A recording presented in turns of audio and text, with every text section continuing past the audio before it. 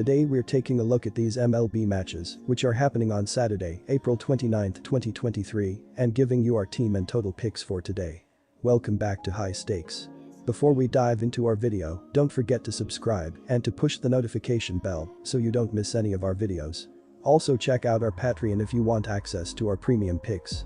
Our Patreon is a way for us to help you improve your chances of making more money, and if you are interested in props and parlay picks, check out our new channel High Stakes Props and Parlays, where you can find our player props and parlay picks predictions. You will find the link to our Patreon and to our new channel in the description and comments section below. Baltimore Orioles vs Detroit Tigers. The Detroit Tigers have been absolutely brutal on the offensive side of things this season, as they are the second worst team with a .613 team ops, while scoring 3.08 runs per game thus far. A big reason has been their failure to lift the ball, as they are 27th in MLB with 17 home runs. Shortstop Javier Baez has been struggling as he has a .580 ops with 8 RBI, 7 runs scored, and a pair of stolen bases without being caught. The ability to hit homers off of Creamer is his one true weakness so far this season, but the Tigers have not been boppers at the plate, as we specified earlier. Eduardo Rodriguez did extremely well last time, but the advantage is with the lineup seeing him for a second time in such a short amount of time. The Orioles have won each of the previous 5 games against the Tigers, so go with the Baltimore Orioles to win here to kick off the doubleheader. Our team pick is Baltimore Orioles. Both bullpens have been doing well enough to limit runs scored against, as Detroit is 22nd with a 4.47 reliever ERA, while Baltimore is all the way up at 4th in MLB with a 2.74 bullpen ERA this season. The under has hit in 9 of the previous 10 games between them played at Comerica Park, so go with under 8.5 runs here. Pittsburgh Pirates vs Washington Nationals. Although Washington has won 4 of its last 5, the Nationals have averaged 4.6 runs over that span, but 10 of the 23 runs during the span came in just one game. Washington has scored 85 runs, which is 27th in baseball, and is next to last in slugging percentage at .342, while 14th in batting average at .249. Jeimer Candelario is the leader in home runs for Washington with 4, and no other player has more than 2 dingers. Candelario is also the leader in RBI with 12, and Alex Call is second with 10. Washington has hit 31 doubles, 3 triples, and just 12 home runs in 23 games. Pittsburgh has won 8 of its last 9. Washington has lost 88 of the last 124 when playing against a team with a winning record, and the Nationals have lost 73 of the last 108 overall. Pittsburgh Pirates starting pitcher Rich Hill has had 3 consecutive strong outings, allowing 17 hits, but just 4 runs over 17 innings, with Pittsburgh winning 2 of the 3 games.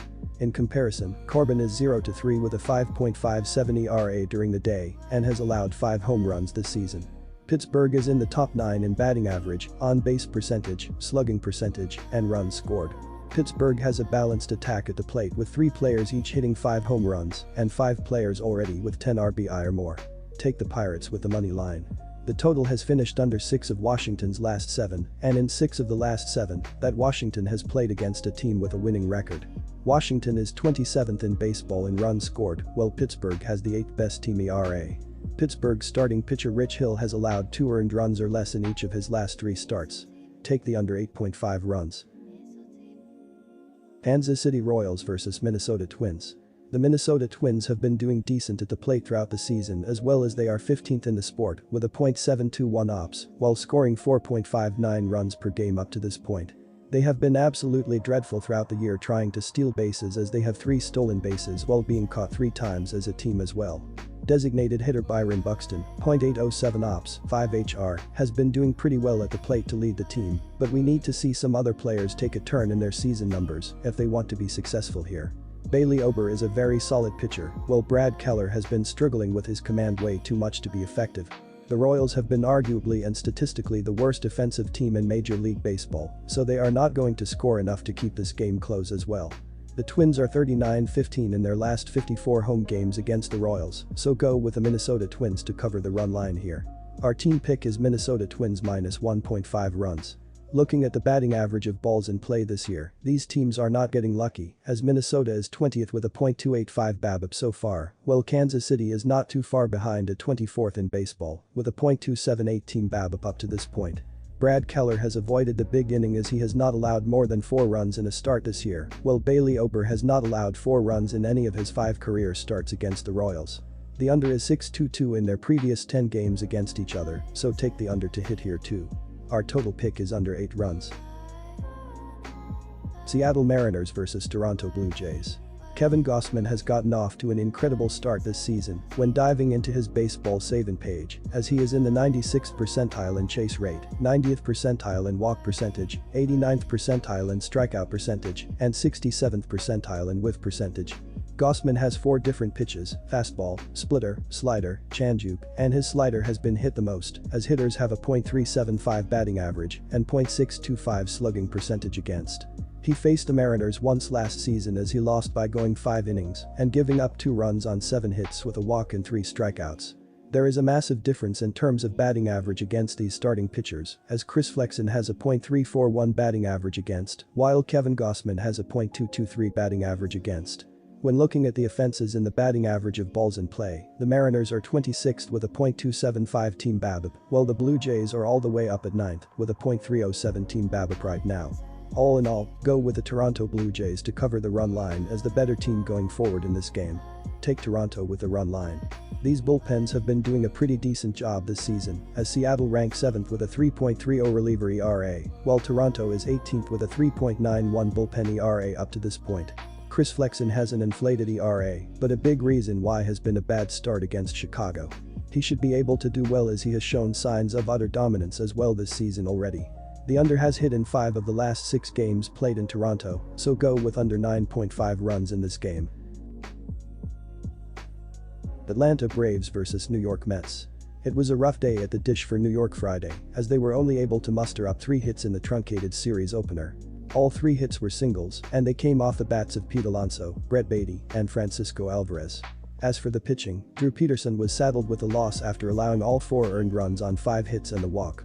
He was also given a complete game after throwing all 5.0 innings against the visiting Braves. This National League East matchup will be must-watch television, as these are 2 of the better rosters in the league, and many people have them both making deep playoff runs in this upcoming postseason. With that being said, I think the best play in this game is to back the Braves minus 1.5 here. Atlanta has been playing excellent this season, especially as of late where they've won 4 of their last 5 games. New York, on the other hand, is just 1-5 over their last 6 games. Furthermore, Spencer Strider is on another level, and he looks like he may be on pace to have a Cy Young season. The Braves have won all 5 of his games this season, and they're 3-2 on the run line in his starts. Our team pick is Atlanta Braves minus 1.5 runs.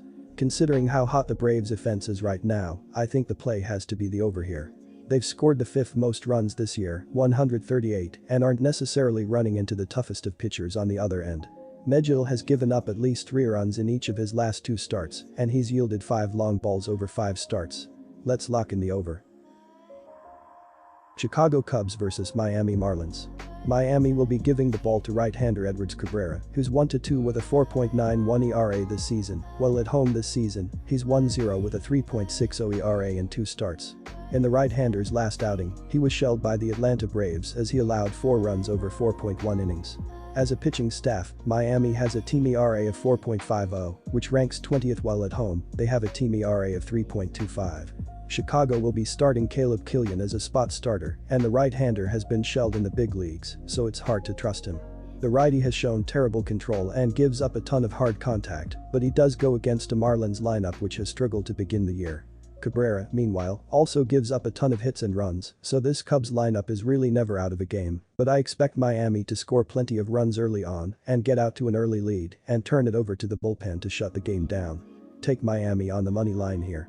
I also like the over in this matchup as I expect Miami to score plenty of runs against Caleb Killian, while Chicago can score a ton of runs on their own. In Killian's 3 MLB starts, the games have averaged 16 runs per game, and he has given up 15 runs over 11.1 innings. Cabrera, meanwhile, also gives up his fair share of runs as we saw in his last game against Atlanta. Chicago is 12-11-1 in hitting the over, while on the road, the Cubs are 5-3. Although Miami hasn't been known to hit the over this season, this is a game for it. In Chicago's last 7 games, the games are averaging 9.28 runs per game, and Miami is averaging 9.1 runs over their last 7 and 10.4 in their last 10. Take the over. Cincinnati Reds vs Oakland Athletics.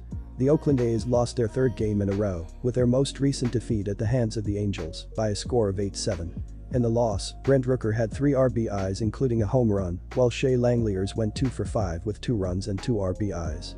Carlos Perez and Jesus Aguilar came up with pinch hits in their only at-bats, and Perez contributed the only other RBI on the team. JP Sears had a subpar performance with 6 runs surrendered in only 4.1 innings pitched. Billy Beane, the Moneyball merchant, took a step down from his role as vice president of baseball operations. Unfortunately, he could never bring a championship to Oakland, but his idea of building a baseball team through a unique way changed the game forever. I believe that part of his decision to step down was his admitting to a full rebuild in Oakland, which will take several years to bring them back to contenders again. Oakland spent this offseason acquiring players such as Jesus Aguilar and Aledmys Diaz in free agency, along with Chad Smith in the trade market. Some of their losses include Sean Murphy, Cole Irvin, and Stephen Vaught. I have no faith in Oakland, especially since they are on a 3-game losing streak and have won only 5 games all season. None of Oakland's starters are reliable enough to have confidence in, while Hunter Greene has the potential to have a decent outing. It seems like Greene is getting better as the season goes on. In addition, the Reds have a better offense right now with their speed and depth. While Cincinnati has given up 125 runs this season, Oakland has surrendered 212, an average of over 8 runs per game. Take the Reds with the money line. Once again, Oakland cannot seem to stop any offense with their awful starting rotation. The A's and their opponent have totaled at least 8 runs in 7 of the last 8 games, and most of those contests had a total of 14+ runs.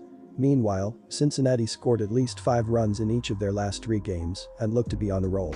In all but one of their wins this season, the Reds have scored at least 6 runs. I have faith that the Reds will win this game convincingly, and I believe the pattern will not change with this matchup. Take the over. Cleveland Guardians vs Boston Red Sox. Cleveland is 11th in team ERA at 3.96, while Boston is 27th at 5.13. Cleveland has won 20 of its last 28 games that have been played on the road, and the Guardians fare well against right-handed starting pitchers, winning 20 of the last 26 on the road in that situation. Boston has lost 5 of the last 7 played at home when facing a right-handed starting pitcher. Cleveland starting pitcher Zach Plesac has had 3 consecutive solid outings, allowing 7 earned runs and 22 hits in 17 innings pitched, with Cleveland winning 2 of the 3 games during that span. In contrast, Boston starting pitcher Garrett Whitlock has struggled in 2 of the last 3 starts, allowing 19 hits and 11 earned runs in 16 innings, and Boston has lost 2 of the 3 games over that span. Our team pick is Cleveland Guardians money line. Boston is 27th in baseball in team ERA at 5.13 and 24th in WHIP at 1.37. Boston's starting rotation has been poor, to say the least, as the Red Sox have just 4 quality starts, which is 27th, and the pitching staff is allowing opponents to hit for an average .264, which is 24th. Chris Sale is the leader in strikeouts for Boston with 30, while Tanner Houck is the leader in wins with 3.